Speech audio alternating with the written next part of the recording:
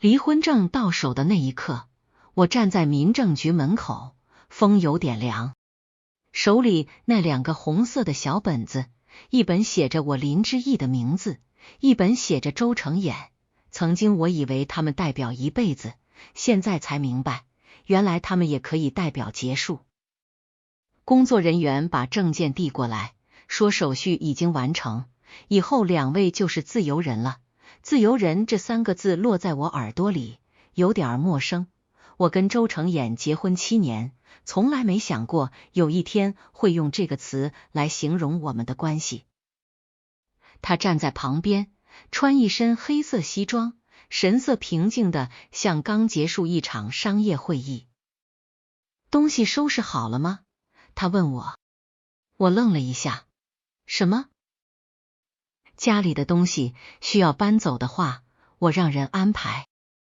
看着他，我忽然觉得有点可笑。7年夫妻，最后一句关心竟然是问搬家的事。已经收好了，我说，孩子的东西我也整理好了。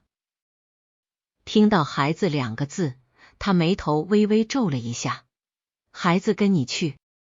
我看着他，语气很轻，他们跟我有问题吗？他没说话。其实这个问题他大概从来没认真想过。过去这几年，孩子一直是我在照顾，早晨送学校，晚上陪着写作业，生病了守在医院，家长会、生日会，所有的事情都是我。他偶尔回来，带昂贵的礼物，听孩子喊一声爸爸，就觉得已经够了，因为他给了这个家最好的生活。国外环境不一定适合孩子，他说，语气像在谈一个项目。我低头笑了一下。周成衍，你知道他们最喜欢吃什么吗？他愣住了。他们害怕什么？晚上为什么不敢一个人睡？最近一次发烧是什么时候？他一个都答不上来。我没有继续追问，只是把离婚证放进包里，说不用担心，我会照顾好他们。这话搁以前，他大概觉得理所当然，但今天不知道为什么，听起来有点刺耳。手机响了，他低头看了一眼屏幕，上面显示沈梦如3个字。怎么了？他接起来。电话那头传来女人柔弱的声音，成衍，医生让我今天复查，你答应陪我的。我站在旁边，什么都听见了，但我没有质问，没有掉眼泪，只是安安静静的转身。他看着我的背影，好像想说什么，可电话里又传来一句成衍。他回过神，我马上过去。挂了电话，他追上一步，梦如身体不舒服，她怀孕了。我脚步停了3秒，然后继续往前走。我知道。你知道，什么时候知道的？我笑了一下，比你想象中早。他心里好像沉了一下，但没有追问。在他看来，这件事已经结束了，我们已经离婚了，没必要解释。那天下午，私立医院里，沈梦如躺在检查床上，脸上带着笑。成衍，医生说宝宝很健康。他点了点头。医生低头看检查资料，忽然停了一下。周先生，您太太。沈梦如脸上的笑僵了。医生，她不是。医生意识到说错话，连忙改口，抱歉，我是说之前林女士的资料。周成衍猛地抬头，林女士。医生看着资料，林之义女士啊，她之前在我们医院见过的。空气一下子安静了，沈梦如脸色变了。什么资料？医生没察觉到异样，继续说，就是6年前那次，她怀孕的时候。周成衍整个人僵住了。你说什么？医生也愣了。6年前，林女士不是生了一对龙凤胎吗？她手里的检查单掉在了地上。你说谁？他盯着医生，像是没听懂。林之义啊，他当年生下的孩子不是一直跟着他吗？他的脸色一点点变白。6年前，孩子，龙凤胎，这些词组合在一起，像一道迟来的雷，在他脑子里炸开。他突然想起，离婚的时候我说孩子跟我，他说他们跟你。原来那不是普通的争取，那是我带走了我们的孩子，而他直到今天才知道。医生看着他的表情，终于察觉不对。周先生，您不知道。他没回答，脑子里只剩下一个画面，我抱着2个孩子离开的背影，那个陪了他7年的女人，替他照顾孩子，替他打理家，最后走的时候不吵不闹，只是带走了属于他的一切。手机响了，助理发来消息，周总，林女士已经到机场了，航班还有40分钟起飞。他猛地站起来，旁边的沈梦如愣住了。程衍，你去哪？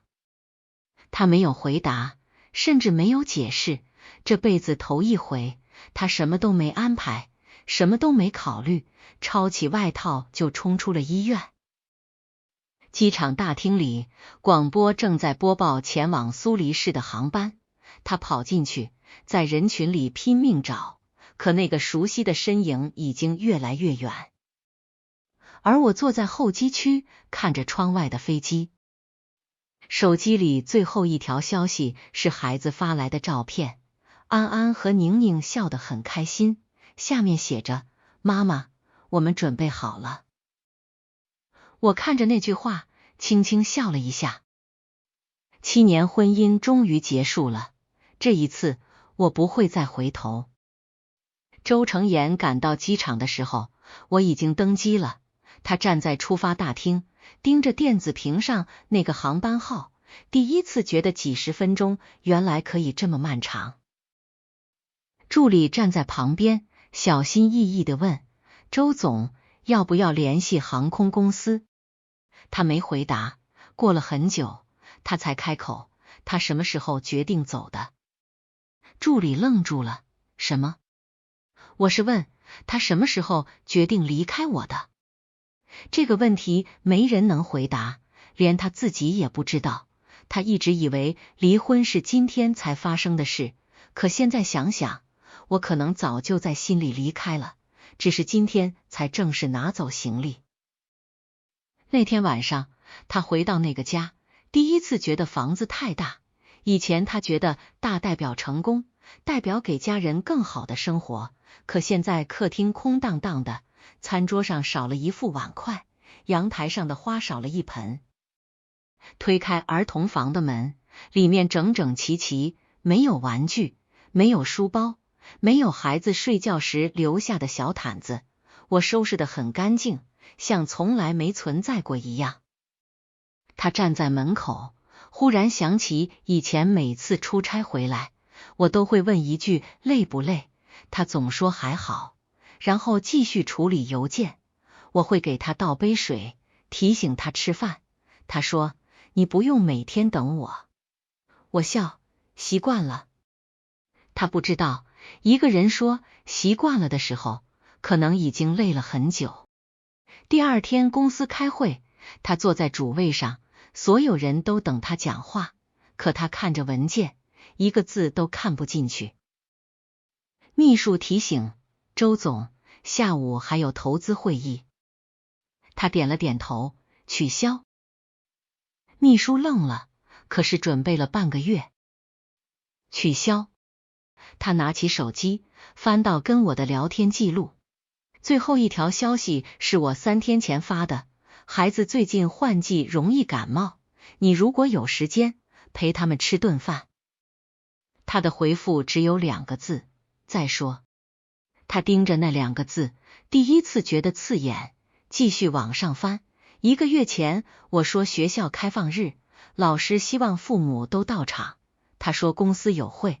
2个月前，我说宁宁最近总问爸爸为什么不陪他，他说小孩子别惯。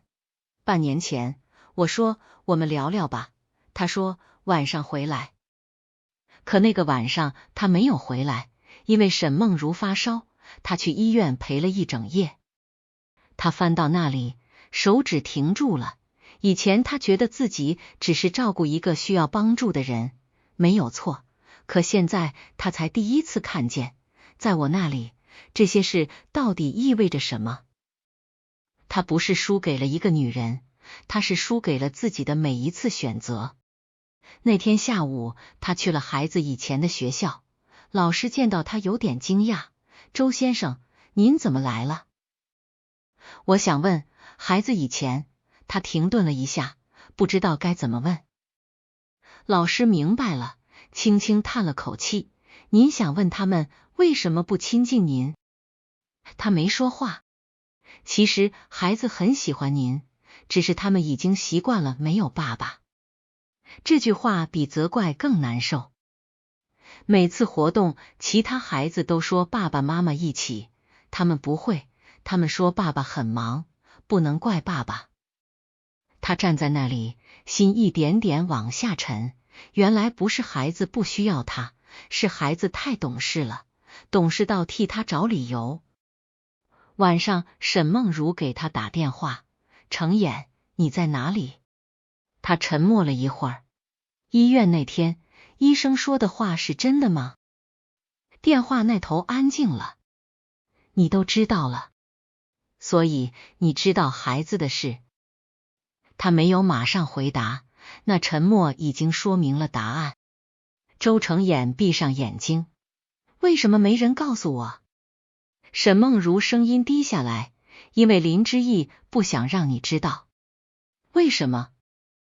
他停了一下，他说，如果你知道了，你会选择孩子，然后你又会成为那个让他牺牲的人。他怔住了，忽然想起我以前总说一句话，程衍，你不用为了我改变。他以为那是体贴，现在才知道那里面藏着多少失望。挂断电话后，他坐在车里，很久没动，手机突然收到一张照片，来自陌生号码。照片里我站在瑞士机场，两个孩子一左一右牵着我，3个人笑得特别开心。下面只有一句话，他终于笑了。他盯着那张照片，手指停在屏幕上，突然发现结婚7年，他见过我很多表情，温柔的、疲惫的、安静的、包容的，唯独很少见过像照片里这样真正放松的笑。车窗外，城市灯光闪烁，他第一次明白，自己失去的可能不是一个妻子，而是一个曾经一直在等他的家。瑞士的冬天比我想象中安静。刚到那几天，我每天醒得很早，不是因为睡不好，而是习惯了以前的生活，习惯凌晨听门锁响，习惯听见车停在楼下，习惯猜测他今天会不会回来吃饭。可现在窗外只有雪落的声音，没有等待，也没有失望。第1周2个孩子还不太适应，宁宁趴在窗边看外面的雪，妈妈，这里的人为什么都穿那么厚？我笑，因为这里冷。那爸爸那里冷吗？我动作停了一下，应该吧。安安坐在桌边，低头整理画本，忽然说，爸爸以前也很忙。我看向他，为什么这么说？因为妈妈以前总说爸爸赚钱很辛苦。我沉默了，低头给孩子整理衣服。妈妈以前是不是总替爸爸说好话？安安点了点头。可是妈妈，你现在不用替他说了。我愣住了，为什么？孩子认真的回答，因为我们已经出来了。就这一句话，让我眼眶发酸。原来孩子比我以为的更明白，他们不是不懂，只是一直在陪着我忍耐。瑞士的生活很慢，慢到我终于有时间好好吃一顿早餐，慢到我终于可以下午自己接孩子，而不是让司机代劳，慢到我终于发现，原来我也可以不用围着另一个人的时间表生活。我租了一间不大的房子，窗台刚好能放几盆花，买了辆2手自行车，每天送孩子去学校，回来学当地语言，晚上给他们做饭。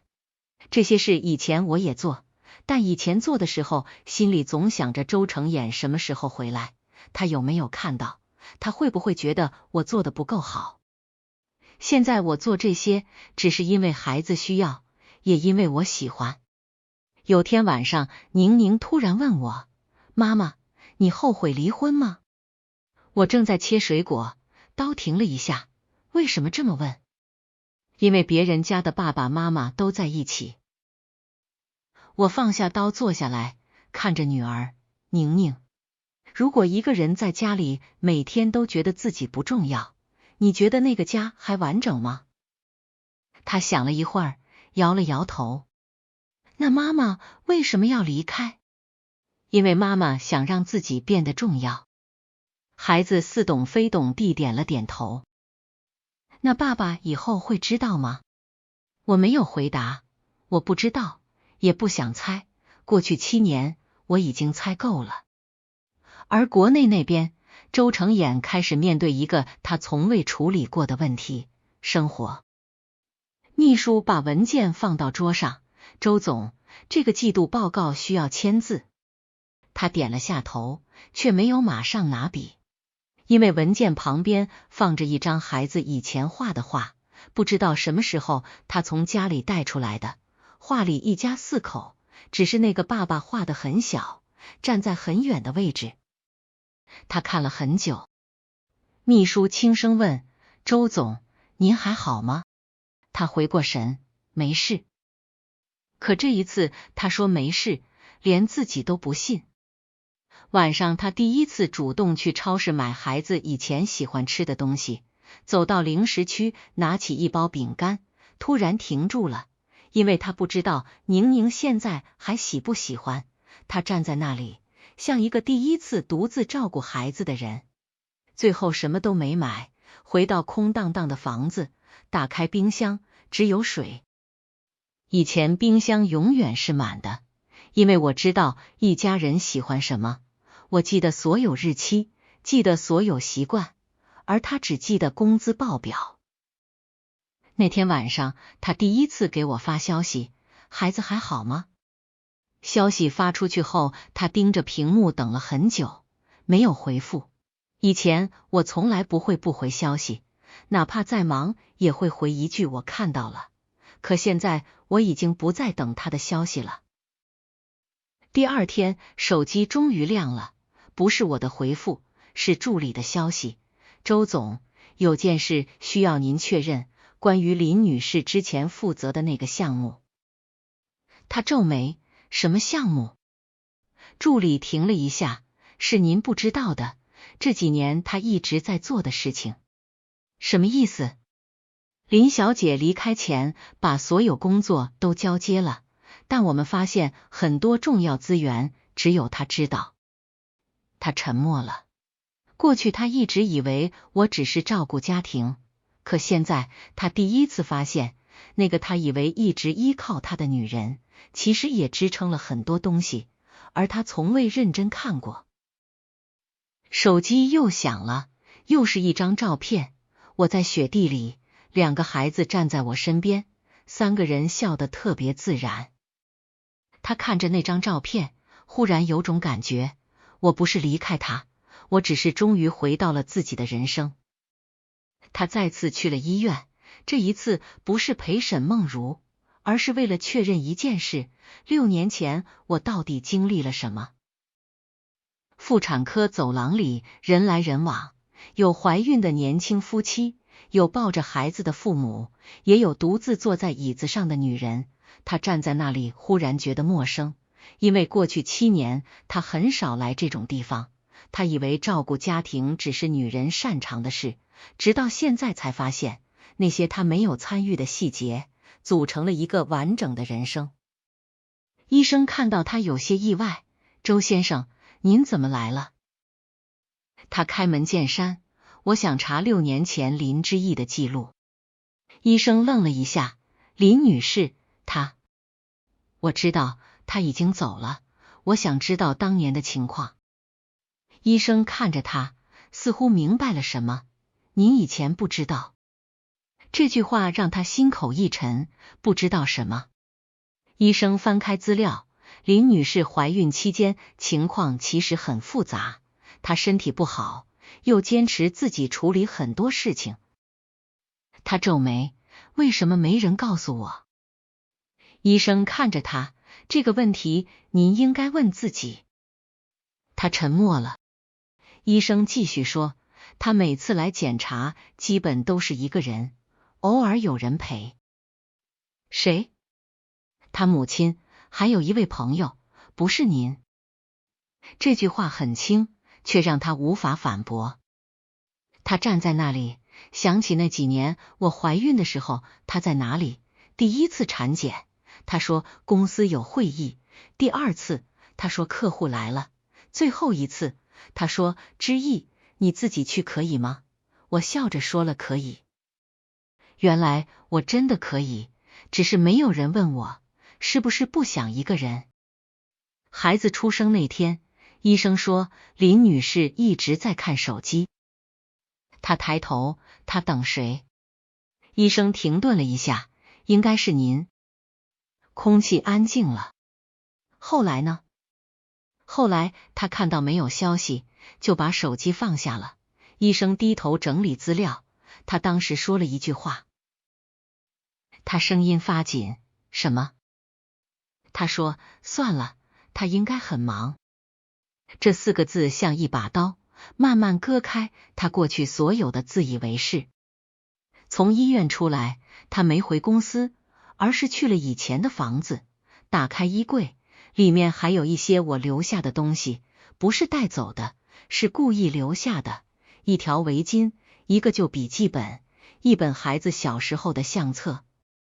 他翻开相册，第1张是2个婴儿，第2张是我抱着他们，第3张是他站在旁边，可照片里他的表情很匆忙，像是抽时间出现了一下。他手指停住了，突然意识到照片里的自己不像一个父亲，更像一个路过的人。晚上沈梦如打电话来，程衍，你最近是不是很忙？他没说话。是不是因为林之义？他皱眉，不要提他。沈梦如沉默了。为什么不能提？以前你不是最讨厌他吗？他抬头，我什么时候讨厌他了？你以前说他不懂你，不支持你的事业，没办法站在你身边。他握着手机，忽然发现这些话他确实说过，可现在回想那些不是事实，只是他想听见的理由。程衍，你不会想把他找回来吧？他没有回答，因为这个问题他自己也不知道答案。他只是想知道为什么那个女人离开时那么平静，为什么他明明受伤却没有报复，为什么他带着孩子走却不告诉他。第2天，助理拿来一份资料，周总，这是林女士离开前留下的。他说，如果以后您需要，可以查看。他打开，里面不是财产分割，不是任何要求，而是一份孩子成长记录，从出生到6岁，每个月每年都有照片，有备注，喜欢什么，害怕什么，什么时候第一次叫爸爸。他看到最后一页，手停住了，那里写着一句话，爸爸工作很忙，但是孩子知道爸爸爱他们。这一句话让他眼眶发红，因为孩子比他自己都相信他，而他却差一点错过了他们的一生。就在这时，助理收到消息，周总，林小姐在瑞士那边准备让孩子转长期学校了。他抬头，长期？助理犹豫了一下，意思是他可能不会回来了。办公室里很安静，他看着窗外，第一次感觉那个曾经属于他的家正在离他越来越远。他一直以为我是在离婚那天离开的，直到他看到那份记录，才知道我真正离开的时间比离婚早了1年。那一年我们结婚第6年，孩子5岁。他记得那一年公司扩张，项目最多，每天会议排满，他几乎没有休息。所有人都说周总拼成这样，公司早晚会更上一层楼。没人知道那个时候的我也在一点点消失。助理找到的是一份旧文件，不是公司资料，是我留下的生活记录。第1页只有一句话：今天开始，我不再期待他什么时候回家。他愣住了，继续往下翻。不是因为不爱，是因为等太久了。第2页是孩子生日那天，他答应参加。宁宁提前1天问爸爸会不会来，我说会。可晚上7点、8点、9点、10点，手机一直没有消息。最后他发来一句：下次吧。那天晚上，孩子吹灭蜡烛，对着蛋糕说：爸爸明年一定来。我把这句话记下来，在后面写：孩子替他找理由，我也一样。他看着胸口发闷，因为这些事情他竟然完全不记得。不是因为没发生，而是因为在他的人生里，这些事太小了，小到不值得记录。可对于另一个人来说，却是一天一天积累的失望。第3页是一段聊天记录。我说：程衍，我们聊聊好吗？他回：今天很累，改天。我说：好。没有争吵，没有质问，只有一个好字。他忽然明白，有时候最危险的不是一个人哭了，而是一个人不哭了，因为他已经失望到没有力气。那天下午，他去了我以前喜欢去的咖啡店，老板看到他愣了一下：周先生，您很久没来了。他坐下来，他以前经常来。老板点头，以前他会坐靠窗的位置写东西，有时候一坐就是几个小时。他写什么？老板笑了一下：写给孩子的，还有一些关于自己的。他沉默了，他一直以为我最大的兴趣就是照顾家庭，原来我也有自己的世界，只是那个世界他从来没进去过。老板犹豫了一下：其实有句话我不知道该不该说。您说。他以前经常问我，一个人是不是一定要等另一个人回头？他握着杯子的手紧了一下。您怎么回答？我说，如果一直等，可能会忘记自己原本要去哪里。他低下头，那一刻他终于明白，我不是突然离开，我只是走完了所有等待。那天晚上，他第一次主动联系我。电话接通，那边很安静。之意，他叫我的名字7年婚姻，他很少这样认真叫我。我没说话。孩子睡了吗？睡了。他们还好吗？很好。简单2个字，却隔着很远。之意，我想见你。电话那头沉默了一会。为什么？他愣住了。什么？为什么想见我？他回答不出来。以前他想见我，因为我是他妻子，现在他想见我，因为我已经不是了。我想，他停了一下，我想看看你。我轻声说，周成衍，你以前也看过我，只是没有认真看。这句话让他无法反驳。我知道我错了。电话那头很安静。你错在哪里？他张了张嘴，我没有陪你。我没回答。他继续说，我没有陪孩子，我忽略了你。我打断了他，不是，还有呢？他愣住了。你到现在还是觉得问题只是陪伴？我的声音很轻，周成衍，我离开不是因为你忙，也不是因为别人，是因为在你的世界里，我永远排在最后。电话那边传来孩子的笑声，很远。你知道吗？最后那一年，我没有恨你，我只是突然发现，没有你的生活，我也可以过。他闭上眼睛，这句话比任何责怪都重，因为他不是威胁，是真的放下了。挂断电话后，他坐在办公室里直到深夜，第一次没有处理工作，只是坐在那里看着窗外。他终于承认自己失去我，不是因为离婚证，不是因为瑞士，不是因为孩子，而是在很多个普通的晚上，我想靠近的时候，他选择了转身。第二天，他做了一个决定，去瑞士，不是去追回妻子，而是去见一次那个他曾经最熟悉却最不了解的人。他第一次觉得去一个地方原来可以这么难。以前出差有私人飞机，有专人安排，有秘书提前规划路线，所有事都有人替他解决。可这一次，他只是一个想见妻子和孩子的普通人。航班确定以后，他坐在机场候机厅，看着来来往往的人，忽然想起6年前，我第一次陪他出差，也是在这个机场。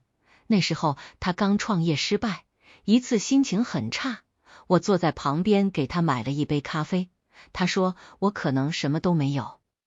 我笑，那就重新开始。你怕什么？如果我以后失败呢？我低头看手机，很平静地说，那我陪你。一句话，他记了很久，可后来他成功了，却忘记了当初陪他的人。飞机落地瑞士，雪后的空气很冷，他站在陌生的街道上，第一次不知道该去哪里。助理发来地址，他看着那个地址，没有马上过去，因为突然害怕了，害怕见到我以后发现我真的不需要他了。可最终他还是去了，那是一栋普通公寓，不大却很温暖，门口摆着孩子的小鞋子，窗台有花，还有一辆儿童自行车，这些东西都和过去那个家不同。这里没有豪华装修，没有昂贵家具，可是有生活。他站在门外，听见里面传来笑声。宁宁，哥哥说妈妈以前不会煎鸡蛋。是真的，爸爸做的饭很危险。孩子的笑声传出来，他站在那里，手慢慢放下了。原来他们已经有了自己的回忆，而那些回忆里没有他。门开了，我们面对面站着，谁都没有先说话。他比以前瘦了一些，但眼睛更亮。他忽然不知道该说什么，最后只问了一句：你过得好吗？我看着他，挺好的。简单3个字，却让他心里一酸，因为以前我说这3个字的时候，可能是在安慰他，现在是真的。孩子呢？在学校。他们知道我来吗？不知道。他点了点头。为什么？我沉默了一下，因为我不想让他们突然面对变化。变化这个词让他停住了，原来在他心里，自己已经成为需要谨慎介绍的人。那天下午，我带他去了孩子学校附近，远远看着2个孩子出来，他站在那里，没有马上过去，他害怕孩子陌生的眼神。宁宁看到我跑过来，然后停住了，看见了周成衍。他愣了一下，爸爸。这个称呼让他眼眶瞬间红了。6年了，他第一次真正听见孩子这样叫他，不是电话里，不是照片里，是真实站在面前。他蹲下来，有些笨拙，是爸爸。宁宁看着他问，你为什么现在才来？他回答不出来，所有答案都像借口。他低声说，因为爸爸以前没有做好。宁宁想了想，没有责怪，只是说，那做好。他愣住了。孩子的世界没有成年人那么复杂，他们不会计算谁对谁错，他们只是希望被爱。晚上我做饭，周成远坐在旁边想帮忙，结果洗菜的时候把厨房弄得一团乱。宁宁看着他忍不住笑，爸爸，你真的不会？他无奈，以前没人教。安安说，妈妈以前教过你吧？他动作停住了。你怎么知道？妈妈说过，爸爸不是不会，是不想学。厨房安静了1秒，我低头切菜，没有说话。他也没有反驳，因为他以前确实觉得这些事不重要。晚上孩子睡着了，我们2个人坐在阳台上，城市灯光很远。他开口说，之意，我不是来逼你回去的。我看着窗外，那你来做什么？他沉默了很久才说，想知道你没有我的这些年，是不是比以前快乐？我没有马上回答，过了一会儿才说了一个字，是。这个字让他心口发疼。但我继续说，也不是因为没有你，而是因为我终于不用每天证明自己值得被爱了。他低下头，他第一次明白，我需要的从来不是他的财富，不是总裁夫人的身份，甚至不是一句道歉，我需要的只是被认真看见。就在这时，医院打来电话，我的脸色变了。怎么了？他问。孩子体检报告出来了。电话那头说了几句，我沉默了。挂断后他说，有问题吗？我摇头，不是，是以前的病历。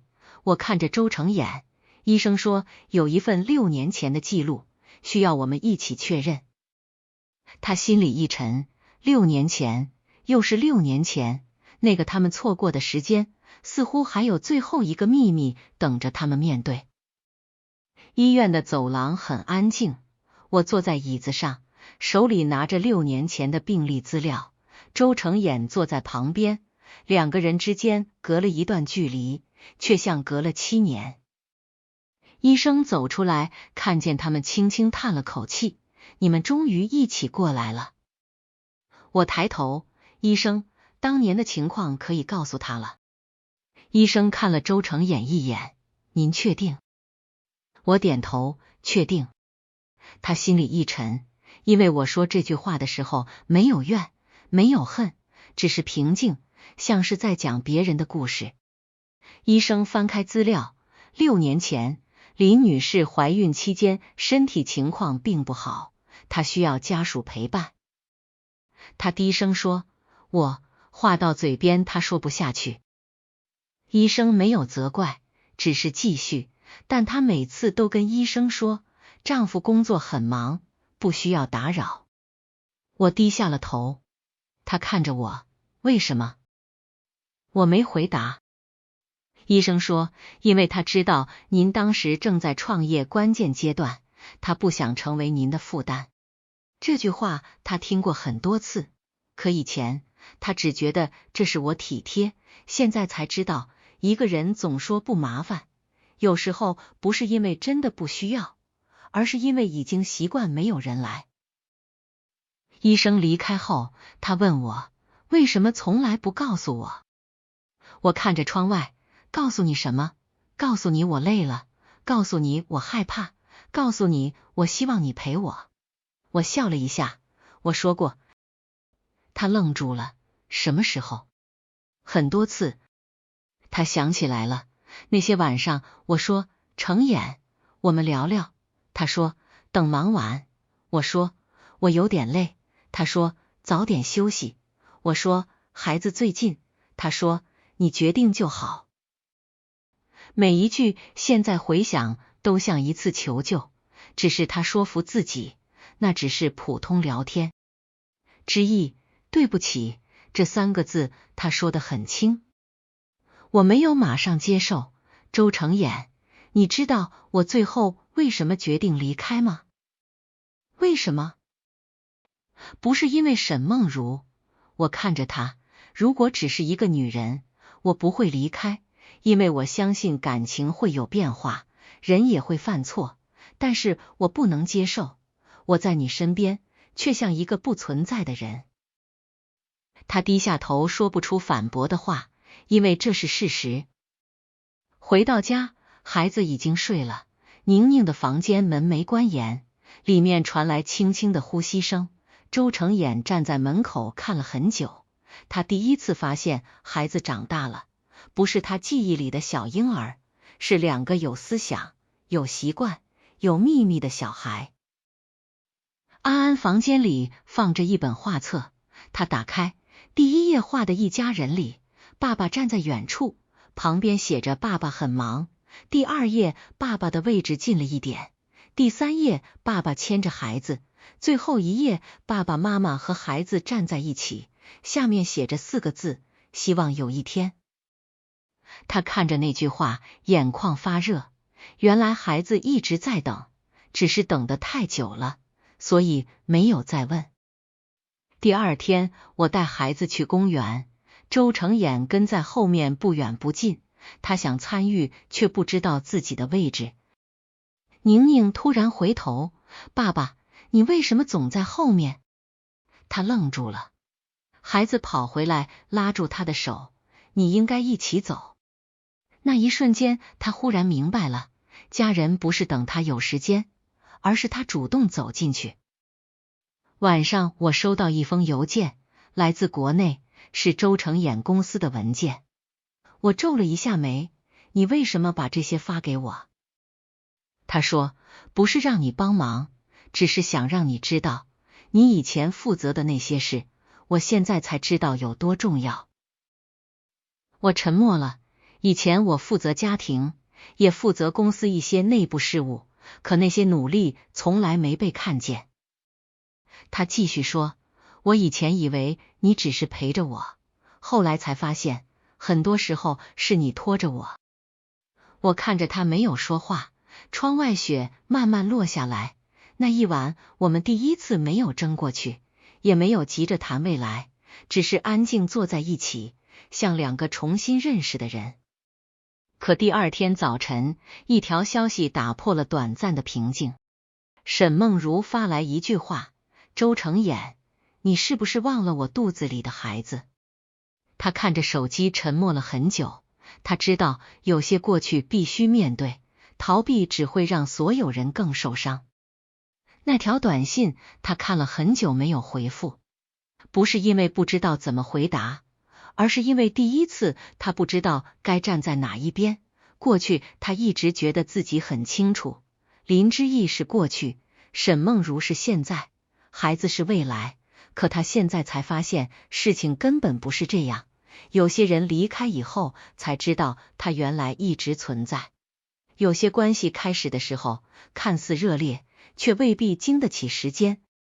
那天下午他回了国，不是因为逃避，而是因为有些事必须面对。沈梦如住院观察，看到他进来，先是惊喜，然后慢慢变成不安。成衍，你终于来了。他站在门口，没有像以前一样马上走过去。梦如，他喊他的名字，语气太平静了。你是不是生我的气？他摇头，我只是想问你，为什么从来没告诉我？他沉默了，告诉你什么？孩子的事，还有林之义的事。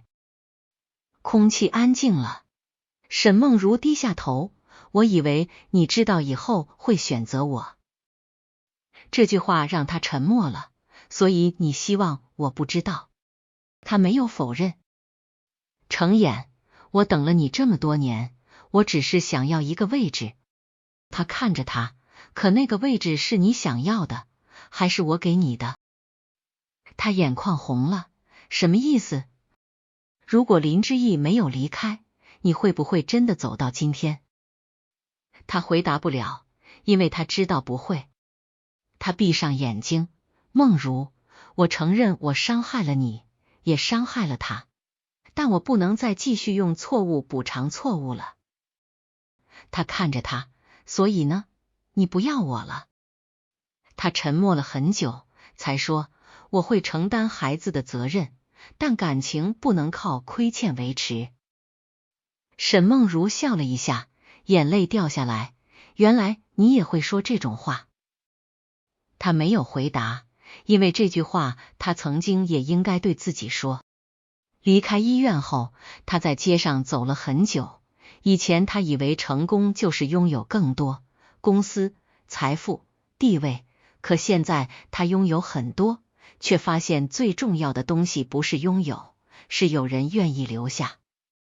瑞士这边，我正在给孩子准备晚餐，宁宁突然问：妈妈，爸爸回中国了吗？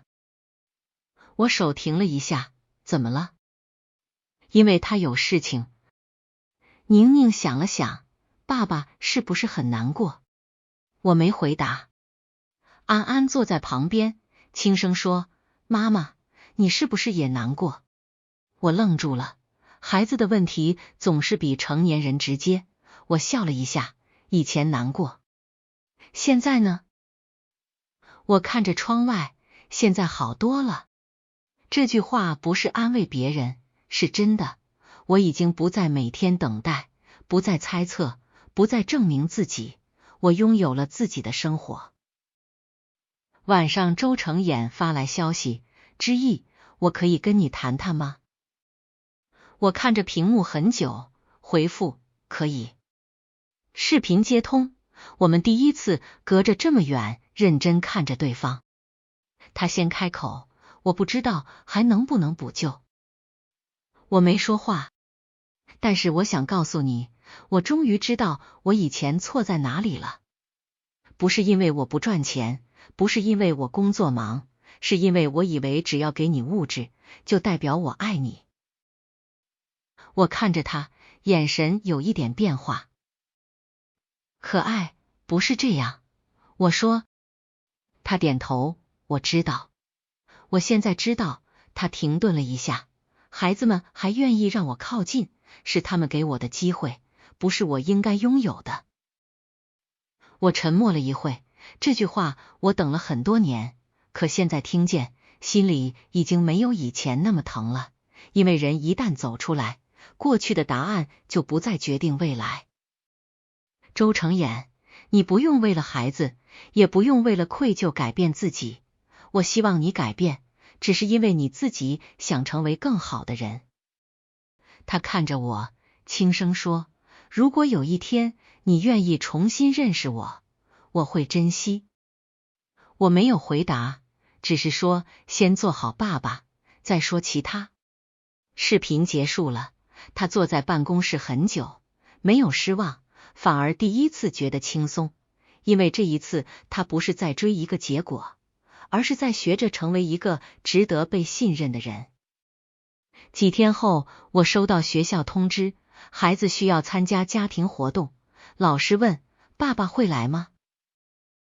两个孩子看向我，我犹豫了一下，然后说：问问爸爸。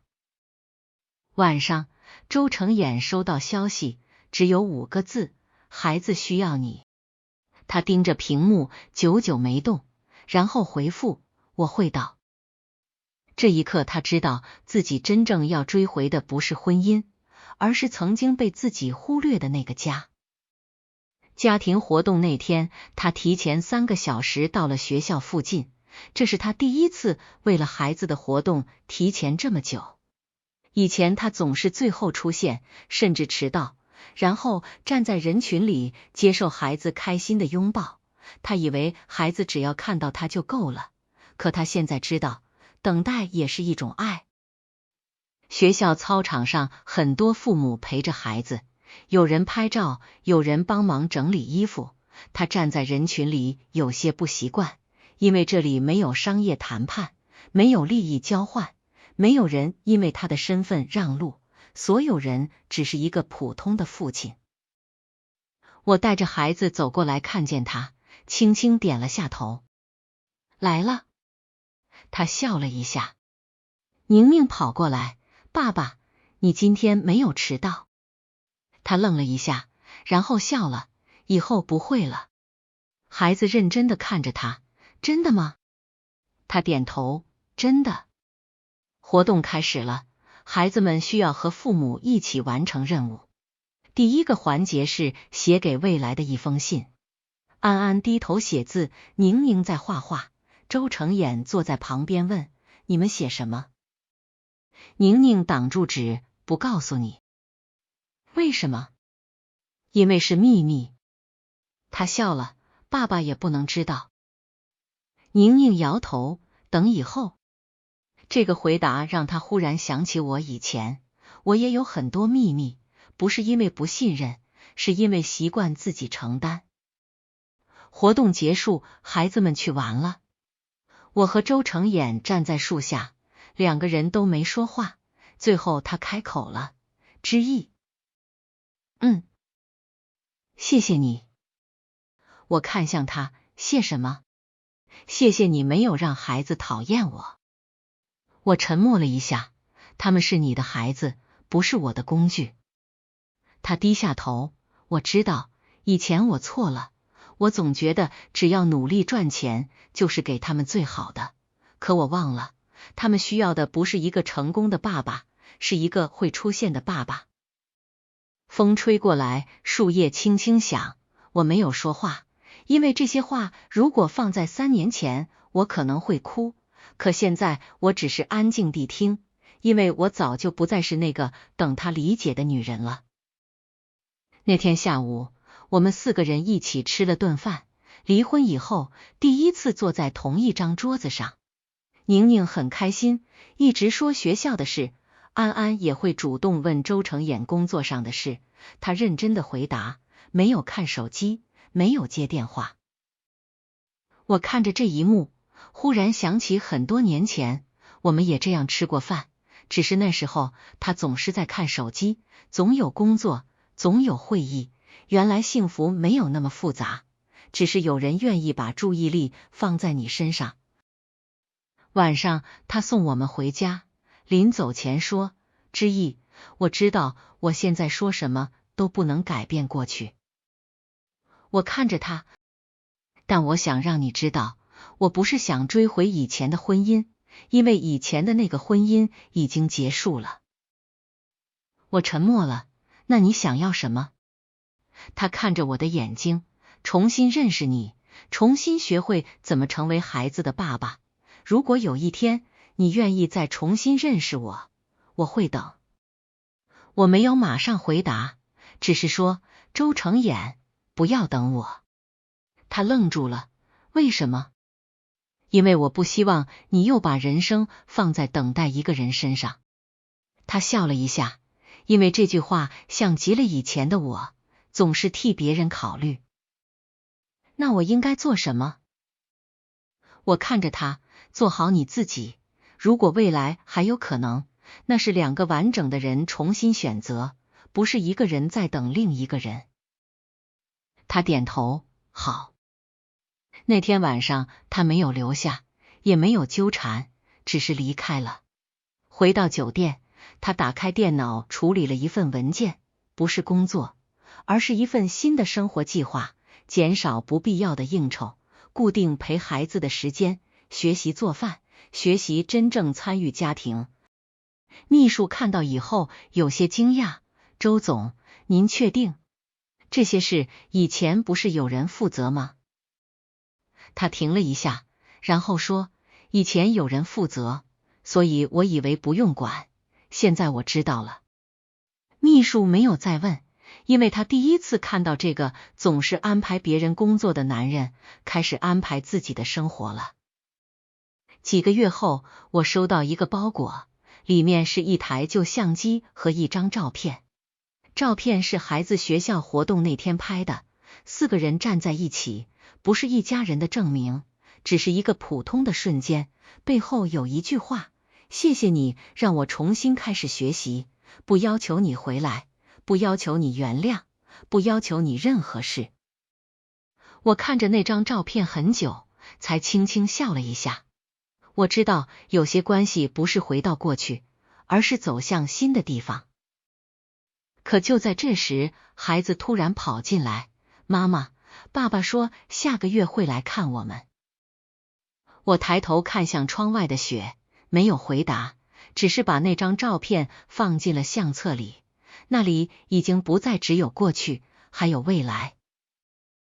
瑞士的春天来得很慢，雪开始融化的时候，我种下的第一盆花终于开了。我站在窗边看着那一点绿色，忽然想起很多年前，周成衍问我为什么喜欢养花，我当时说，因为它不会因为没人看就停止生长。那时候我只是随口一说，现在回头看才发现，其实我说的是自己。离开以后，很多人问我后悔吗？我没有马上回答，因为这个问题我曾经也问过自己。刚到瑞士的时候当然难过，7年的婚姻不是一离开就能马上放下的。我也会在夜里想起过去，想起我们第一次见面，想起第一次一起吃饭，想起他创业失败时我陪他熬过的那些日子，那些都是真的，我不会否认。可后来我也明白了，一段感情存在过，不代表一定要继续。有些人陪你走了一段路，已经完成了它的意义，而你要继续走自己的路。孩子从学校回来，宁宁拿着画跑进来，妈妈你看。我接过来，画里有4个人，爸爸妈妈、哥哥、妹妹，只是这一次爸爸和妈妈之间没有牵手，而是各自站着，中间有2个孩子。我问为什么这样画，宁宁想了想说，因为爸爸妈妈现在不是以前了，但还是爱我们。我愣住了，孩子有时候比成年人更懂得接受变化。晚上周成衍视频过来，孩子们坐在前面抢着说话，爸爸你什么时候来？他笑，下个月。真的吗？真的。宁宁满意地点了点头，然后跑去找玩具了。屏幕前只剩我们2个人，安静了一会儿。最近好吗？他问。很好。孩子呢？也很好。他说，我学会做饭了。我笑了一下，真的？真的，虽然还不是很好，但是能吃。这是他以前说过的话，现在从他嘴里说出来，有些迟来的温暖。之意。谢谢你。我无奈，你最近很喜欢说谢谢。他笑了，因为以前不会说，现在想多说一点。我没有回答，只是看着窗外。成衍，其实你不用一直补偿。他沉默了一会，我不是补偿。那是什么？是珍惜。这2个字他说得很慢，因为他终于知道，珍惜不是拥有的时候说，而是在失去可能发生之前，认真对待。又过了几个月，他再次来到瑞士，这一次不是带着追回谁的目的，只是来看孩子。他陪他们去学校，陪他们做作业，陪他们去公园，甚至学会了做简单的晚餐。宁宁吃了一口，认真评价，比以前好。他眼睛亮了，真的？以前不能吃，现在可以吃了。所有人都笑了起来。我站在厨房门口看着这一幕，忽然觉得人生有时候很奇妙。我曾经以为我们之间只剩结束了，可后来发现结束一种关系不代表所有连接都会消失，有些人不能再成为夫妻，却可以成为更好的父母，也可以成为重新认识的朋友。那天晚上他准备离开，孩子舍不得，安安问，爸爸，你下次什么时候来？他蹲下来，很快，不是以前那种很快，是真的很快。孩子笑了，我站在旁边听懂了他的意思。过去他说的很多承诺都是为了安抚，现在他开始学会兑现。机场送他的时候，他没有像第一次那样慌张，因为他知道真正重要的人不是靠追赶留下的，而是靠改变。几个月后，我收到一封信，没有署名，但我知道是谁，里面只有一句话，谢谢你曾经爱过那个不懂爱的人。我看完笑了一下，然后收起来了，不是放回过去，而是放进人生的一部分。那天晚上，孩子睡着后，我坐在窗边看着远处的灯光，手机亮了，是周成衍发来的照片。他在机场，旁边放着一杯咖啡，下面写了一行字：今天没有迟到。我看着看着忍不住笑了。以前我等他回家，等他吃饭，等他看见我，现在我不用等了，因为我已经拥有了自己的生活。而如果有一天两个人再次走到一起，那也不是因为孩子，不是因为愧疚，不是因为失去以后才害怕，而是因为两个已经完整的人重新选择了彼此。窗外雪彻底融化了，新的花开了。我关掉灯，走进孩子房间，替他们盖好被子，然后轻轻关上门。生活还在继续，没有轰轰烈烈，没有谁赢谁输，只是每个人终于学会了如何好好爱一个人，也如何好好爱自己。